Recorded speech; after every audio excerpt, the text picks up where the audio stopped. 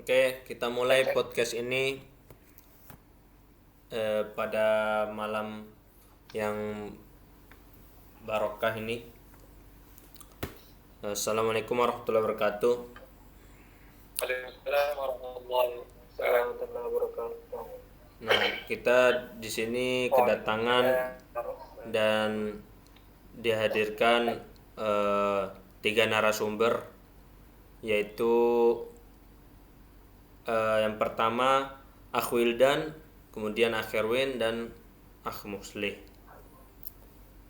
Nah, di sini kita akan membahas judul eh, akuntabilitas legal. Bener, bener apa enggak nih?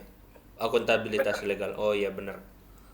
Oke, kita ngomong-ngomong nih ya, akuntabilitas legal. Terkait dengan akuntabilitas legal ini, apa sih akuntabilitas dalam bahasa kita sehari-hari? Itu yang pertama dulu. Bagaimana tanggapan Akhwil dan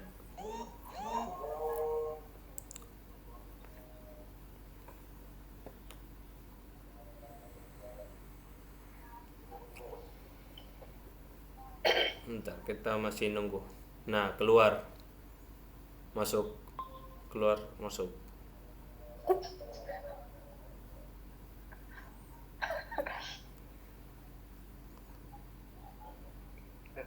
Kayaknya jaringannya nggak mendukung, Mam.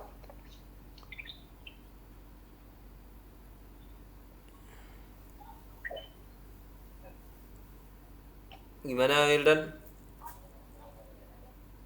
Bisa?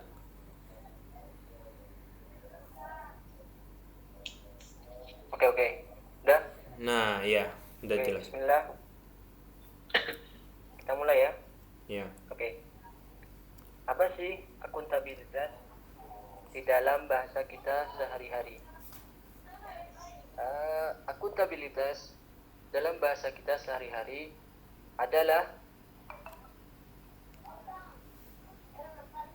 tanggungan atau sebuah konsep etika dalam buku yang namanya yaitu Distra karangan Kelas tahun 1939 mengatakan bahwa the quest for responsibility, the quest atau yaitu pencarian dan for responsibility itu pertanggungjawaban. Abilitas dan bahasa kita sehari-hari yaitu pertanggungjawaban. Oh, jadi lebih ke makna pertanggungjawaban ya, atau konsep etika gitu yang dekat dengan hukum. Iya, Oh, iya. Jadi suatu pertanggungjawaban, misalnya ibu ke anak ada pertanggungjawabannya, eh, kepala sekolah ke negara ada pertanggungjawabannya ketika mendidik seorang peserta didik dan sebagainya gitu.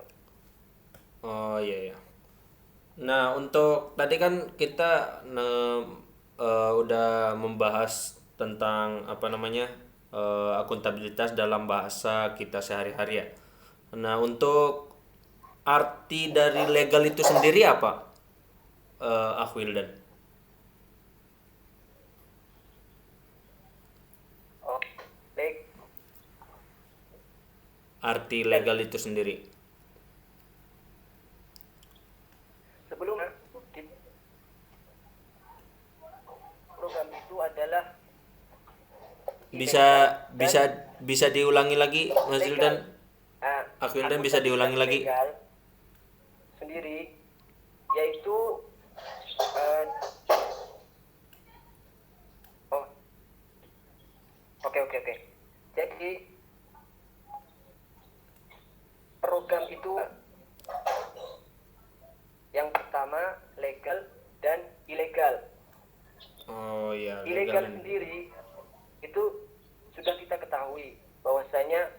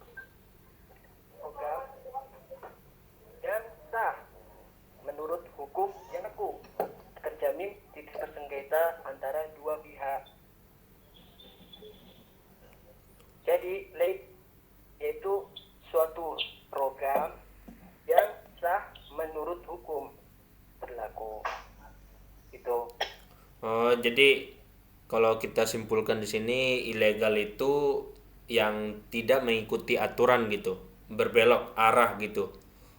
Jadi keluar dari aturannya yang sudah ditetapkan. Sedangkan legal sah karena mengikuti aturan yang sudah ditentukan gitu ya. Oh iya iya. Ya itu bagus ya gitu. Oh iya, jadi tadi kita udah bahas ya terkait makna akuntabilitas legal. Mulai dari arti akuntabilitas itu sendiri, kemudian legal itu apa. Jadi kita bisa membedakan mana legal dan ilegal. Oke. Nah, sekarang kita lanjut apa sih yang dimaksud dengan akuntabilitas legal itu? Apa sih maksud ini? Kalau tadi kan makna, arti, sekarang maksud mungkin secara istilah gitu ya. Istilah. Iya benar. Iya, secara istilah gitu ya. Ya, dan ini mungkin bisa dijawab oleh Musli. Apa sih akuntabilitas legal? Baik, setelah dijelaskan oleh saudara kita Bung Bintan, secara harfiah berkatanya, maka saya akan jelaskan akuntabilitas legal itu secara bisa dibilang secara universal. Itu berbicara tentang akuntabilitas legal itu berarti berbicara tentang kurikulum, yaitu berkaitan dengan kegiatan pengembangan kurikulum secara hukum yang dapat dipertanggungjawabkan. Artinya apa? Kegiatan pengembangan kurikulum tersebut haruslah merupakan kegiatan yang secara hukum sah, berarti di bawah oleh naungan undang-undang, bukan yang ilegal, yang sah. Baik ketika proses konstruksi, ada yang dikatakan secara konstruksi kurikulum ataupun implementasi kurikulum dan evaluasi kurikulum. Saya kira begitu, Bung Farhan. Udah. Oh,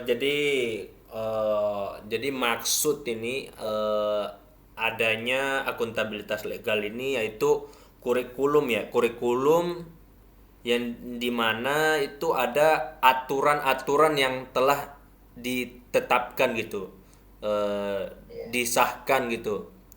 Ketika menjalani suatu kurikulum, nah kurikulum ini berjalan dengan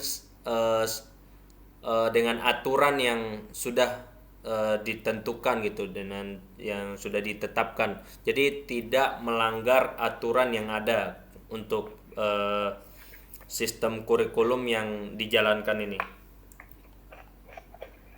Jadi kurikulum yang dipertanggungjawabkan, yang dibangun sudah sesuai atau memenuhi ya apa ya, mungkin kalau kita ngomongnya SOP ya gitu ya. SOP bisa nggak sih masuk gitu kalau kita bilang SOP, standar operation gitu?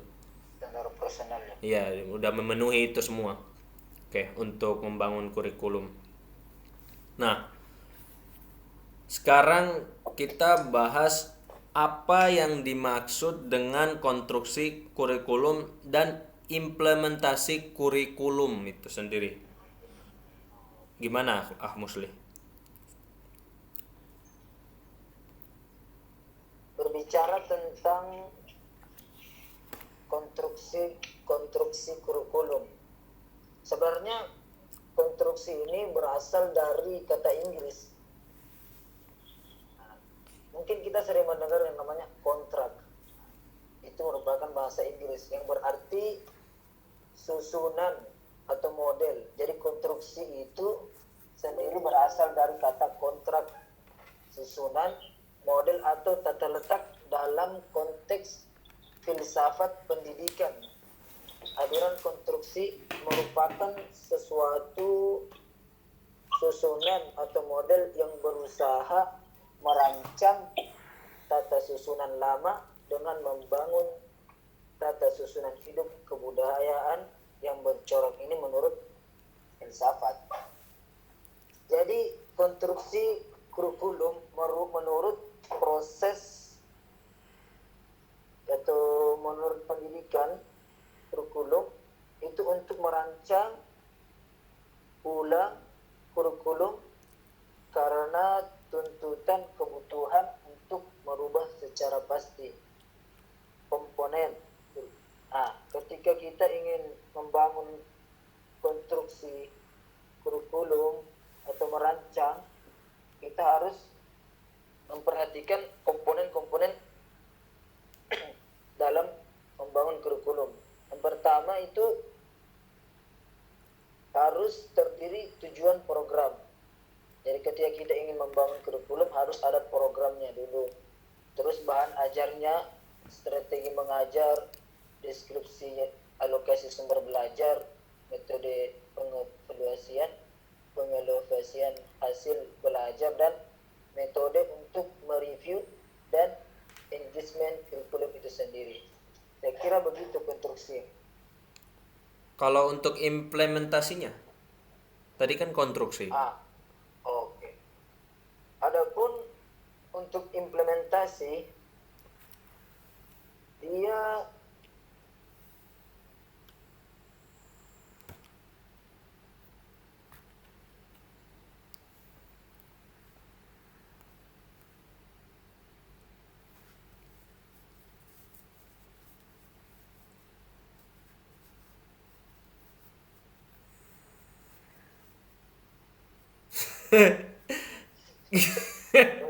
Kemarin kita mau ketawa sendiri nih. Kenapa Budi? cari saya nggak apa merupakan proses aktualisasi ide. Jadi implementasi itu merupakan ide atau konsep kebijakan atau inovasi ke dalam bentuk tindakan praktik sehingga berimplikasi pada pengetahuan, keterampilan, dan tingkah laku seseorang. Nah, ada juga pendapat menurut Mulyasa berkaitan tentang implementasi. Nah, implementasi adalah proses penerapan ide, konsep, kebijakan atau inovasi dalam suatu tindak praktis sehingga memberikan dampak baik berupa perubahan pengetahuan, keterampilan maupun nilai dan sikap. Jadi gini, Mam. Dari dalam garis besarnya implementasi kurikulum itu berbasis kompetensi mencakup 3 kegiatan pokok, yaitu pengembangan program, pelaksanaan pembelajaran, dan evaluasi. Begitu. Adapun Terus implementasi kurikulum dalam bentuk pembelajaran berstandar nasional pendidikan sebagaimana dalam peraturan Menteri Pendidikan Nasional Indonesia mencakup perencanaan proses pembelajaran, pelaksanaan proses pembelajaran, penilaian hasil pembelajaran, dan pengawasan pembelajaran. Nah, jadi implementasi kurikulum itu mencakup 3 tahap, yaitu pengembangan program. Itu ada dibilang program tahunan, program semester dalam kurikulum, atau catur bulan, bulanan, mingguan, dan harian. Adapun pelaksanaan pembelajaran, pada hakikatnya pembelajaran adalah proses interaksi antara peserta didik.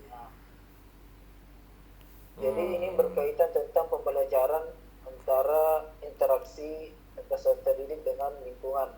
Yang terakhir tentang evaluasi, proses yang dilaksanakan sepanjang pelaksanaan kurikulum catur bulan atau semester serta penilaian akhir formatif atau sumatif mencakup penilaian keseluruhan. Jadi evaluasi ini kayaknya gini, Mam.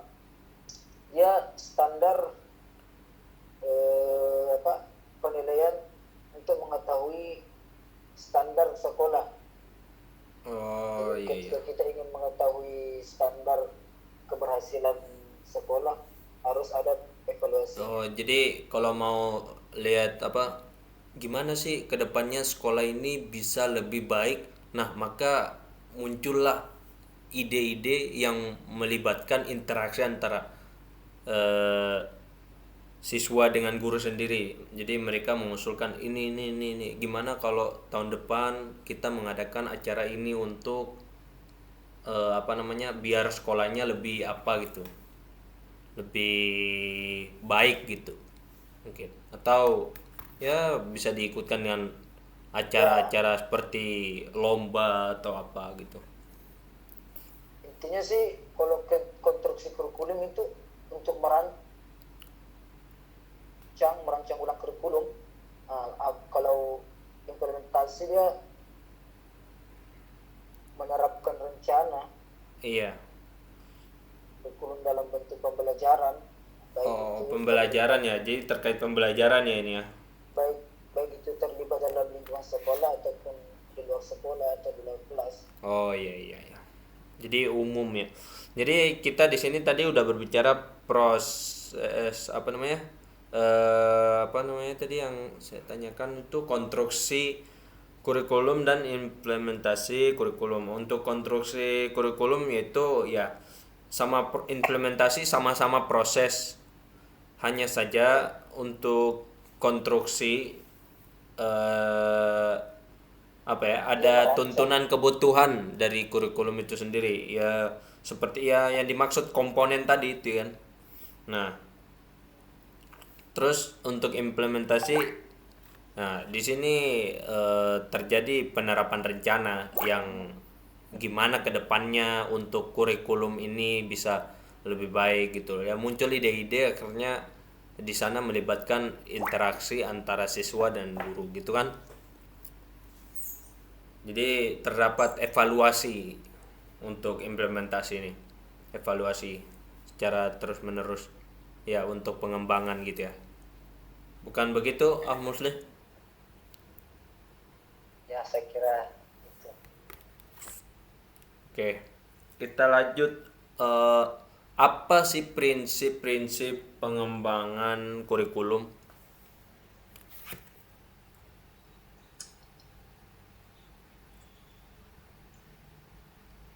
Nah, ini bisa dijawab oleh Erwin. Apakah Oke. prinsip-prinsip pengembangan kurikulum? Baik, terima kasih kepada saudara Imam dalam memberikan kesempatan. Dalam mengembangkan kurikulum, kita itu harus memiliki prinsip. Apa saja prinsip kurikulum?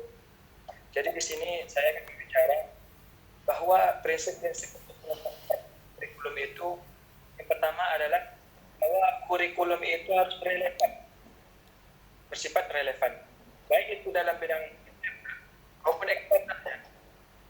Itu dia. Kemudian yang kedua, bahwa prinsip untuk mengembangkan kurikulum itu harus memiliki prinsip fleksibel, yaitu bahwa kurikulum itu harus sesuai dengan keadaan yang ada, harus fleksibel, bersifat fleksibel. Kemudian yang ketiga adalah untuk mengembangkan kurikulum itu kita harus bahwa kurikulum itu harus bersifat efisien, dalam arti menggunakan waktu, biaya atau sumber-sumber lainnya dengan secukupnya, tanpa ada mengandung hal yang bersifat wajib, begitu. Kemudian adapun prinsip yang lainnya adalah kurikulum itu harus bersifat efektif, efektif. Jadi kita itu harus mengusahakan agar kita mencapai ke tujuan kita untuk menggunakan segala fasilitas itu dengan secukupnya. Kemudian prinsip yang lain bahwa untuk mengembangkan kurikulum itu bersifat continuous, itu bersifat berkesinambungan. Maksudnya gimana tuh kalau berkesinambungan tuh kayak gimana? Ya adanya adanya kesinambungan dalam kurikulum, tidak berhenti di suatu masa tertentu saja. Oh, jadi kayak apa ya, konsisten gitu. Iya gitu dia. Mungkin itu saja ya saudara itu. Oh, jadi tadi kita bisa simpulkan ada berapa prinsip tadi? Ada 4 ya? Ada 4 atau 5? 5 ya, 5. Yang pertama prinsip relevansi, yang kedua prinsip fleksibilitas, dan yang ketiga prinsip kontinuitas, dan keempat prinsip efisiensi, kemudian yang terakhir apa namanya? Prinsip efektivitas ya. Yang untuk relevansi dibagi menjadi 2, yaitu internal dan eksternal gitu kan. Nah, dan tadi sudah dijelaskan sendiri ya sama Herwin semua udah. Nah, kita lanjut untuk siapa saja sih yang harus dilibatkan ini dalam pengembangan evaluasi kurikulum. Nah, gimana tanggapan Herwin? Ya, tentunya dalam membuat kurikulum ini berlaku dalam suatu sekolah universitas. Tapi harus dilibatkan kurikulum tersebut orang-orang tertentu. Yang pertamanya adalah sekolah misalnya, kepala sekolah, yang guru, itu juga dengan siswa. Jadi semua orang ini harus ada dalam harus dilibatkan dalam proses pembuatan kurikulum. Itu dalam proses pengembangan kurikulum harus dilibatkan orang-orang yang tadi. Oh, jadi seperti biasanya ya yang kita ketahui ya, di situ memang yang terlibat dalam kurikulum sendiri ya yaitu kepala sekolah, guru, komite sekolah, dan siswa. Apa nggak ada yang lain lagi, mungkin tambahan gitu ya, ada nggak biasanya kira-kira? Ya itu yang untuk pokok intinya orang-orang yang saya sebutkan tadi harus terlibat. Oh, yang harus yang wajib ya ada untuk membangun kurikulum itu ya. Ya. Oh iya. Jadi terus tadi kita sudah membahas prinsip-prinsip, kemudian siapa aja ya yang terlibat dalam evaluasi kurikulum. Nah, kemudian apa sih faktor yang mempengaruhi pengembangan kurikulum? Nah, gimana itu Bang Erwin?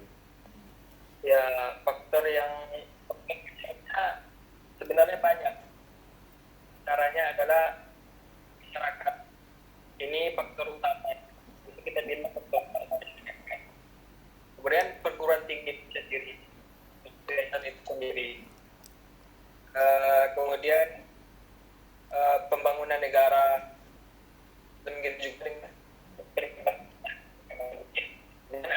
penganjutan agar kurikulum itu akan menyebabkan kurikulum itu akan berubah dengan berkembangnya majunya masyarakat. Tentunya kurikulum itu harus sesuai dengan keadaan masyarakat. Ya, cuman ini. Kalau untuk perguruan tinggi itu gimana ya? Faktornya itu gimana tadi? Perguruan tingginya masih kurang apa ya? masih kurang lebih apa ya, lebih jelas lagi itu perguruan tinggi faktor yang mempengaruhi pengembangan kurikulum itu gimana untuk perguruan tinggi? Ya, gimana? Tentunya dalam mengembangkan kurikulum di suatu universitas perguruan tinggi, kita harus memiliki yayasan dulu, kita harus memiliki perguruan tinggi dulu. Lalu setelah itu kita kembangkan kurikulum di dalam satu perguruan tinggi tersebut. Oh, jadi itu salah satunya ya. Ya, Oke. Nah, yang terakhir nih yang perlu kita apa namanya pertanyakan nih, apa ada aturannya di undang-undang kita tentang harusnya melaksanakan akuntabilitas legal? Nah, gimana itu kalau tanggapannya Akhwildan? Oke, Bismillah. Apa ada sih aturan undang-undang? Apa ada sih aturannya di undang-undang dasar kita yang mengatur tentang harusnya kita menggunakan akuntabilitas legal? Apa ada sih? Jawabannya tidak ada. Tapi kita harus menyimpulkan dari Undang-Undang Dasar pasal 55 dan 56 nomor 20 tahun 2003 yang berbunyi bahwa setiap unit pendidikan harus dievaluasi secara eksternal oleh lembaga internal. Jadi lembaga internal harus selalu membuat evaluasi kepada suatu unit pendidikan secara eksternal. Jadi ketika lembaga internal misalnya kayak pemerintahan, nah itu harus selalu mengevaluasi menteri-menterinya apakah bekerja dengan baik atau tidak. Jadi sambungannya dari ini yaitu bahwa yang kecil, yang besar harus memperhatikan yang kecil. Oke, sekian. Oh, jadi kita bisa simpulkan tadi dari jawabannya Akhwildan, emang nggak ada undang-undang tentang pelaksanaan akuntabilitas legal. Hanya saja ada undang-undang yang secara umum bisa diambil dan dipetik untuk mendukung akuntabilitas legal. Diantaranya satu pasal tadi yang disebutkan bahwa setiap unit pendidikan harus dievaluasi secara eksternal oleh lembaga internal. Jadi ada hubungannya gitu ya dengan kurikulum dan evaluasi gini, evaluasi kurikulum. Iya, iya. Kayak di surat apa itu yang berbunyi ya ayyuhalladzina amanu taqullah wal tanzur nafsum ma qaddamat lighad. Jadi kita harus memperhatikan sesuatu yang bermanfaat untuk hari yang datang. Oh iya. Gitu. Atau yang lebih baik gitu untuk hari ke depan. Jadi kita sudah membahas ya. Ya terima kasih untuk Sukron, juga untuk Akhwildan sudah menjawab pertanyaan dari saya yang terakhir tadi. Yang ngomong-ngomong ini kita udah berapa menit ya berbicara tentang akuntabilitas legal. Nah udah setengah jam, udah 30 menit. Nah di sini kita udah membahas mulai dari arti akuntabilitas legal itu sendiri sampai dengan undang-undang yang berkaitan dengan akuntabilitas legal. Nah, maka dari itu mungkin kalau saya tanyakan di sini apa ada tambahan dari para narasumber yang ada nih, yaitu Wildan, Erwin dan Muslim. Mungkin ada tambahan? Nggak ada. Ya, saya rasa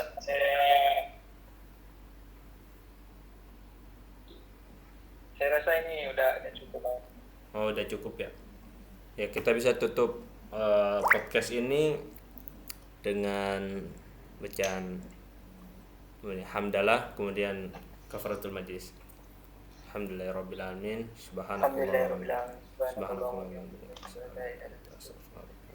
Semoga podcast ini bisa bermanfaat bagi umat sedunia, sebumi dan salam semesta.